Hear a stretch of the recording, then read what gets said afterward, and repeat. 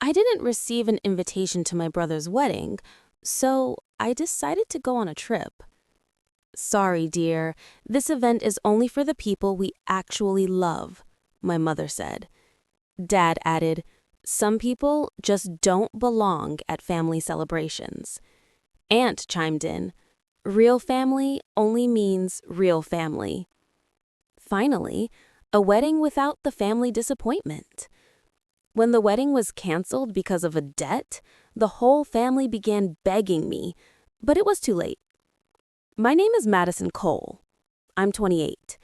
And if you think you know how this ends, stay tuned. What happens when the scapegoat they cast aside holds the very key to their survival? I still remember the sting in my chest when the invitation never arrived. Everyone else received glossy envelopes tied with gold ribbon, but my mailbox stayed empty. When I asked, Mom's words slid like venom. Only for people we love. Dad chuckled, calling me the family disappointment. Aunt twisted the knife with her smug declaration of real family. So I did the only thing I could. I smiled, booked a flight, and left. While they toasted each other and planned picture-perfect moments, I wandered cobblestone streets in a city I'd always dreamed of visiting. I took pictures of sunsets, ate meals alone, but in peace, and told myself over and over, they can't hurt me if I'm not there to be hurt. But pain lingers, even in paradise. Their voices replayed in my head at night, rejection sharp enough to echo across oceans. Still, distance gave me clarity. If I was always the disappointment, why did they lean on me for favors? Why did my supposedly irrelevant life pay their bills more than once? And then came the twist. A frantic message popped up during my trip. Wedding canceled. We need you. Please help. I stared at the words until they blurred. The people who had erased me from their perfect family portrait were now begging for my ink to rewrite their story. But I had already chosen my role, and it wasn't theirs to define anymore. The messages didn't stop. By the time my plane landed back home, my phone was overflowing. From Mom, Madison, we were just joking. You know that. Please, you have to help us fix this. From Dad, it's just money. Families help each other. Don't be stubborn. From Aunt, if you cared about your brother at all, you wouldn't let his big day fall apart. I scrolled through them in silence, each word dripping with hypocrisy.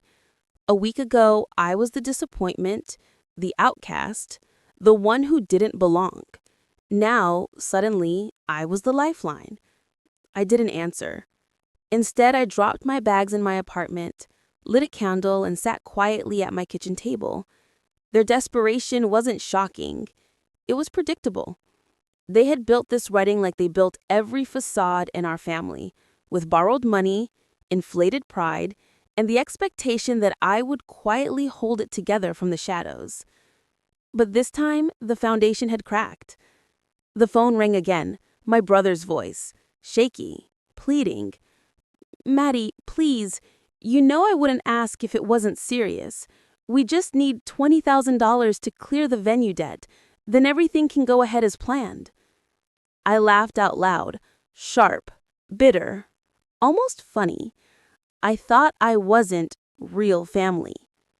Silence on the line. Then a week. I didn't mean it like that.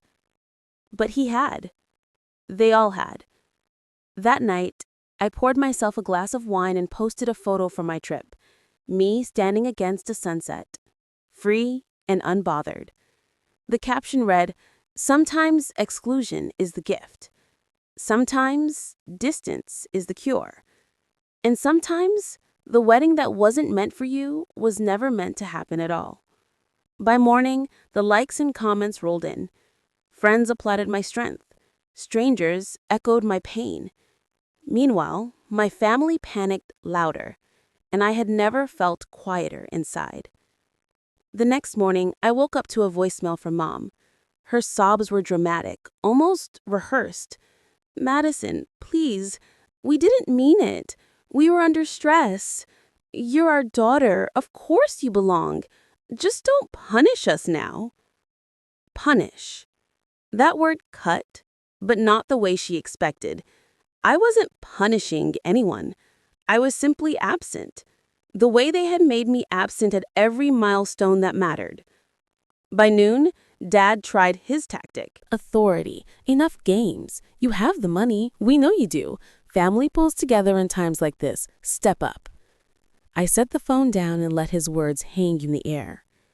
For years, I had stepped up, paying medical bills, covering utilities, sending money into a black hole they never acknowledged.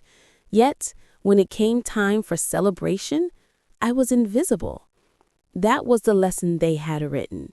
Now they were finally reading it. Later that day, Aunt Lydia appeared at my doorstep. Her eyes darted nervously, her voice coated in false sweetness. Madison, sweetheart, your brother's heartbroken. You don't want this on your conscience. Imagine the shame if the wedding doesn't happen. I tilted my head. Imagine the shame when your words about real family are the reason I'm not interested. Her mouth opened, but no defense came. She left quickly, heels clicking like a retreating soldier. That evening, I sat on my balcony, the city buzzing beneath me. I thought about the little girl I used to be, desperate for approval, clinging to scraps of affection, hoping one day they'd call me enough. But I wasn't that girl anymore. I didn't crave their speeches, their staged photos, or their shallow blessings. All I craved was the freedom I had already chosen. And as the night air wrapped around me, I realized something powerful. They had disinvited me from their celebration, and in doing so, they had freed me from their illusion. By the fourth day, their panic had shifted into chaos. The wedding planner pulled out, vendor refused service, and whispers spread through the community. The Cole family can't even pay their bills. Suddenly, their polished facade, the one they'd built by excluding me, was crumbling for everyone to see. My brother called again, this time with a tone I had never heard before. Not pride, not arrogance, but fear. Maddie, I know we hurt you, but you don't understand. If this wedding doesn't happen, we lose everything. Our reputation, our standing. People will think we're a joke. I let the silence stretch before answering. You thought I was a joke first. Remember Mom's words, Dad's laugh, Aunt's speech about real family? That wasn't just a mistake. That was the truth you believed. His breath caught on the other end. We were wrong. The words hung heavy, almost fragile. But apologies aren't currency. They don't erase years of humiliation. I thought of all the times I had saved them before. Slipping cash into Dad's account, paying off Mom's credit card accidentally, pretending I didn't notice when my contributions were swallowed whole without acknowledgement. Not this time. That night, I posted again, a photo of my plane ticket stub from the trip I'd taken instead of their wedding. The caption, sharp but calm. Funny how the people who don't invite you to their table always expect you to foot the bill. Not anymore. The response was immediate. Friends cheered, strangers applauded, even a few distant relatives messaged me privately with quiet support. And my family? Their begging doubled. But I didn't flinch because I finally realized their approval had never been love. It had been dependence dressed as affection. And without me, they were finally forced to face the truth. By the weekend, the wedding was officially called off. The venue released a statement, polite but firm. Due to unpaid balances, the Cole reservation has been canceled. The news spread fast. Neighbors whispered, friends backed out of travel plans, and the perfect image my family had clung to shattered overnight. I watched from the quiet of my apartment, sipping coffee, scrolling through the fallout online. My brother's fiancé posted vague captions about betrayal. Mom stopped updating her social media altogether.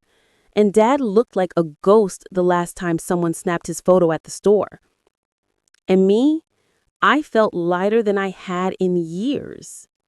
That evening, Aunt Lydia left me a voicemail. Her tone had softened from smug to pleading. Madison, we shouldn't have said those things. We were cruel. But can't you find it in your heart to help us rebuild your family? Family. The word tasted bitter now. Real family only means real family. Those had been her words, the knife she twisted at the dinner table. Now she wielded family like a shield, hoping I'd forget how it had once been used to cut me. I didn't reply. Instead, I opened my journal and wrote, "Exclusion reveals truth faster than any toast. They taught me I didn't belong, and now I believe them." When I closed the book, I realized I wasn't angry anymore, not in the way I had been. I was free. Free from their expectations, their control, their endless cycle of using me as a crutch while dismissing me in public. For once, their downfall wasn't my responsibility to fix. And that was the most poetic part of all. Because in pushing me out, they had taught me the most valuable lesson. I never needed their table. I could build my own, and mine would never run on debt. The call slowed after the cancellation, but not because they had given up. It was pride, their last weapon. Mom sent a single text. "You've embarrassed us enough. I hope you're happy." Dad followed with something colder. "Don't bother coming back. You made your choice." I read them both twice, waiting for the familiar sting, but there was nothing.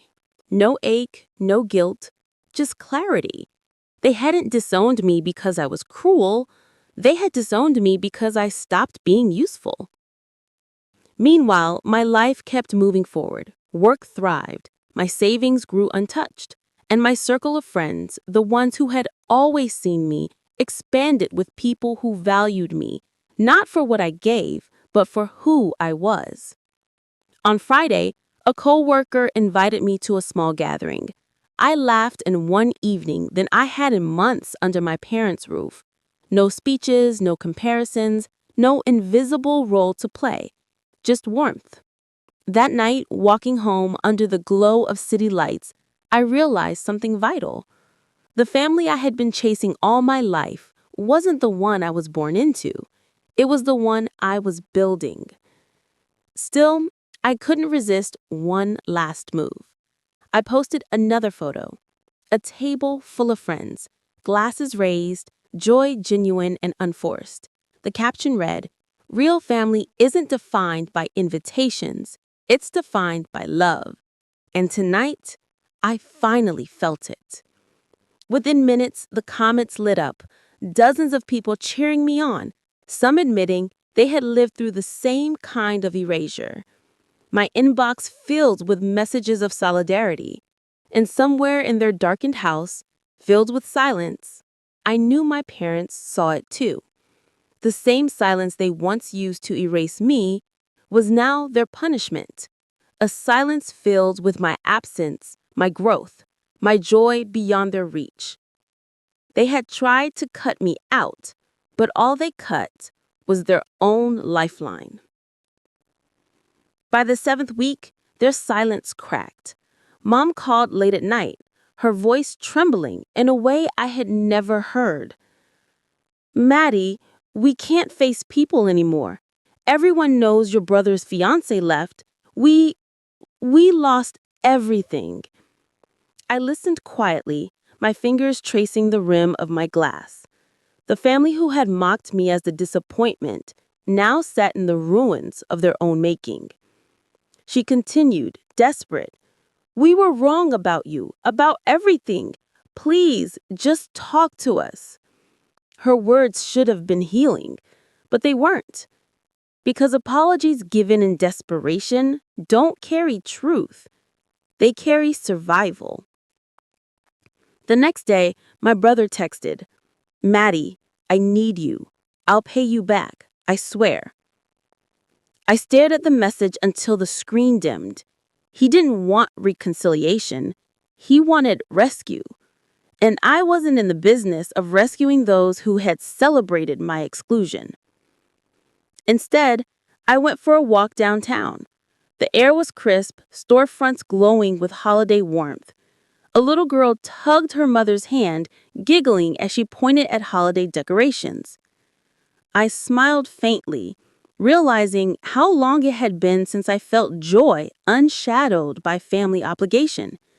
For once, I didn't feel like the forgotten sibling, the outsider. I felt like a woman who had finally stepped into her own story. That night, I posted the final caption of the saga, a photo of my journal open on my lap, a single line scrawled across the page.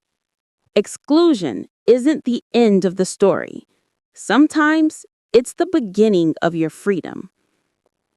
The comments poured in, but I didn't check them all. I didn't need to, because the message wasn't for them anymore. It was for me. And for the first time, that was enough. The wedding that never happened became more than a family embarrassment. It became a parable whispered in corners of town halls, retold by neighbors with raised eyebrows, how the Coles built a celebration on arrogance and debt, and how the daughter they disowned chose silence instead of rescue. And me? I didn't feel triumphant. I felt released. For the first time, I understood that revenge doesn't always arrive with fire and fury. Sometimes it comes as quiet, steady peace, a life lived beyond the reach of those who once dictated your worth. In my apartment, morning sunlight spilled across the floorboards, soft and golden. My coffee steamed on the desk beside me, the aroma grounding me in a life that was finally mine. My phone sat silent, no longer vibrating with guilt-laced messages, no longer chaining me to the role of fixer, savior, invisible provider. Silence used to wound me. Now it wrapped around me like protection. I opened my journal, the one that had caught every tear and every revelation during these months. Pages filled with jagged handwriting told the story of exclusion turned into clarity. On the final page, I wrote slowly, deliberately. They erased me from their table, but in doing so, they set me free. I don't need a seat there anymore. I built my own table, and at mine, love never comes with conditions. That evening, I scrolled through the photos from the trip I had taken, sunsets over cobblestone streets, quiet meals in small cafes, laughter captured in the faces of strangers who had been kind without knowing my story. Those images weren't about running away. They were proof that life could be beautiful without their approval, that joy could exist outside the narrow walls of family. The irony was sharp, but poetic. They had disinvited me to celebrate their union, but in the end, they were left with nothing but fractured promises and empty chairs. I, the disappointment, was the only one who had found something lasting. I didn't gloat. I didn't rub salt in their wounds. I simply chose peace. And in that peace was the sharpest justice of all. Because when the speeches fade, when the guests go home, when the debt collectors knock, all that remains is truth. And the truth was this: I had always belonged. Not in their shadow, not in their script, but in the story I chose to write for myself.